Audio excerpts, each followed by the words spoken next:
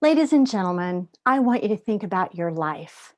And I want you to think about your goals and your dreams.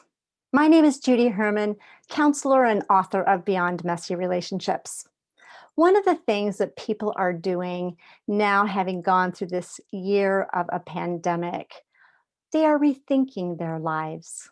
A friend of mine I talked to inspired me to become a minimalist. She was cleaning out her closet and her garage, and you likely identify getting things ready and set up differently as we go into 2021. But I want you to think about something else that is really very important to all of us, especially to those of us who are empathic, those of us who feel deeply. And we have the ability to feel the emotions of others. We're good at listening to others and knowing what they need. You might be a ministry leader or a mom or a counselor like me. We take the time to nurture our families and listen to people's problems day in and day out. And sometimes they take their toll and they begin to have an impact. And something I realize, I'd like you to write this one down. Take care of yourself, because your giftedness and your ability to feel the pain of other people, it's easy to live day in and day out, meeting everybody else's needs without noticing your own. You're the strong one, appointed by your family as the one who takes care of things. Perhaps you've been groomed since your family of origin in your early days, that they believe and you believe that if you're not there, everyone else will fall apart. They say garbage in, garbage out. No, it's garbage in, garbage stays. Our mental health is at stake. We're listening to problems all the time. And that's what we do. What I realized when I looked at myself, because I wasn't taking care of myself to the point that I should. When I looked into the mirror, I didn't see Judy because she wasn't there. Parker Palmer, in one of his books, states self-care is never a selfish act. It's simply good stewardship of the only gift I have, the gift I was put on earth to offer others. We cannot give from an empty cup. Instead, we need to give from an overflow, which reminds me of some ancient words, my cup runneth over. I'm encouraging you to take time, not to take showers, but to take a bath. I must admit, not only did I clean out my garage, but yesterday I was making space for the construction workers to deliver materials for my new renovated bathroom. Yes, it's a 1970s look. And that old gold tub needed to go. But here we have a brand new standalone pedestal tub in my garage waiting to be installed to take the place of that ugly bathroom, which might have been pretty in the 70s. Yes, all of us need to take time.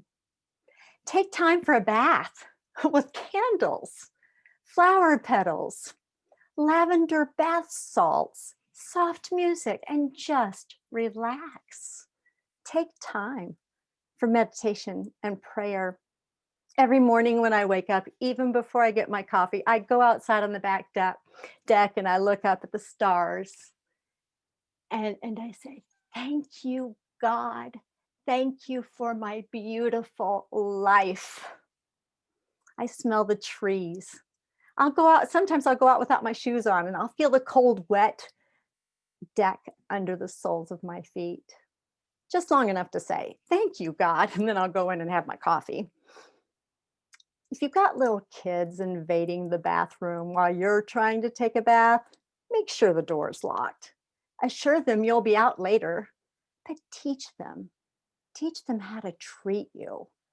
Teach them to honor and respect you as their mom. Show them how to be still. Show them that they know how to self soothe. Show them that they have what it takes to take care of themselves for a little while. You must do that for you first. Do not live in the illusion that you can take on the emotions, thoughts, or lives of other human beings. You cannot do that for others, what only they can do for themselves. Have relationships that nurture you and feed your spirit, relationships that strengthen you, and have hobbies that bring you delight. For example, even though we're in this pandemic and I've had FaceTime calls with my little grandchildren when I'd really rather just hold their little bodies, but I've got one with a little toothless grin and she smiles at me and we look at each other in the eyes and it's such a delight. It fills my soul. Create special moments with family members and friends. You owe that to yourself. Here's something else that's very important given who we are and what we do. Write this one down. Make tough decisions. I was married for a total of 40 years. That first marriage of 3 decades should have ended way before it did. But I wasn't willing to make the tough decision. It's been said, and it's real. There are people who come into your life, some for a reason, some for a season, and some for a lifetime. I knew long before 40 years that those relationships were not good for me, but I didn't have the courage to say, I can't do this anymore. I, I, I can't do this anymore. You see, I was in a relationship that had reached its expiration date a long time ago. There was a time that I didn't have the courage to do what I knew. So many of my clients have faced tough decisions. And it's a tough decision, not because they don't know the answer. It's a tough decision because if they invest in their wellness, they'll have to face reality. It's a tough decision because they know that their spouse hasn't had a track record of growth. It's a tough decision because they know that they will outgrow their relationship and they will face a different future. Most choose to live narrow and small lives, and then they struggle with depression and anxiety, and they'd rather take a pill than to gain insight. The reality is that the body, mind, and emotions can't handle anymore. It was designed for self-care. Be of good courage. You owe it to yourself. Stop living a lie. Be of good courage and save yourself. Can we change him? No. My husband had a mental illness. It was above my pay grade. Even though I'm a therapist, it was above me. I had to give him over to God. God, Lord, grant me the serenity to accept the things I cannot change. I couldn't change him. The courage to change the things I can. I could change me. And the willingness to know the difference. I had to get out of the illusion. I had to align with reality. The reality of my story. By the way, most therapists don't write their stories. I had to face the possibility that my clients would read my book and say to me, and why are we seeing her as our therapist? My self-awareness and growth could no longer be ignored. I made tough decisions. I had to take deep breaths of air. A.I.R, it's an acronym for growth, awareness, intentionality, and risks. Sometimes you've got to run and not look back. It's our very life we're fighting for. We cannot live without air, awareness, intentions, and risks of growth. Open up your awareness.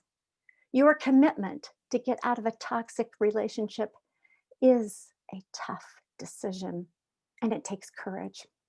and it takes many deep breaths of air. Be of good courage. Save yourself. Your life is worth saving and rescuing from someone who doesn't want to help themselves. And most people won't participate in their own rescue. And here's another thing. As you think about yourself and think about your goals and dreams, be on a mission.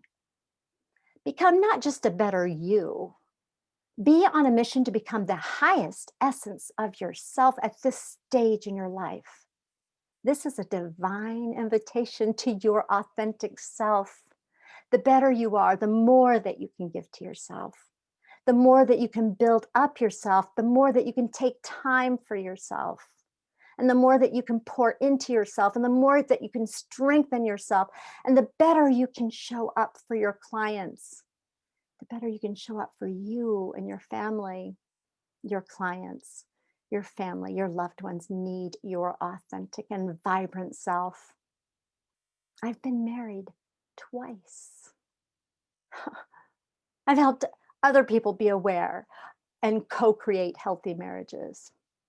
I've been married twice and stayed in a marriage that wasn't me. If I was my own client, I'd have left my husband a long time ago, but I wrote a book instead. I decided to grow. He decided to refuse medication. I couldn't help him, and I became more courageous to accept that reality. Courage. Nothing happens without courage. And I'm sure you've been in a situation where you've said, I can't do this anymore. It might be on a job. It might be addicted to a drug or even an emotional affair. It might be in a toxic relationship. It's said, until the pain of staying the same is greater than the pain of change, you will never change. And I got to the point where I said, I can't do this anymore. I can't do this anymore.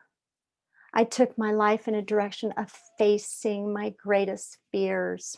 I took my life in a direction of vibrant authenticity. I've let go of what doesn't belong to me. I've nurtured my soul. And that's made all the difference. You have a gift. You have love for people. That's the only reason we've chosen this path, because we love people. Take care of yourself. Make tough decisions and take deep breaths of air and be on a mission to live the highest essence of yourself, because you are so worthy and deeply loved. And maybe it's time to clean out your garage, but more importantly, it's time to take a nice tub bath. My name is Judy Herman. It's worth it to get beyond messy relationships. It's a divine invitation to your authentic self.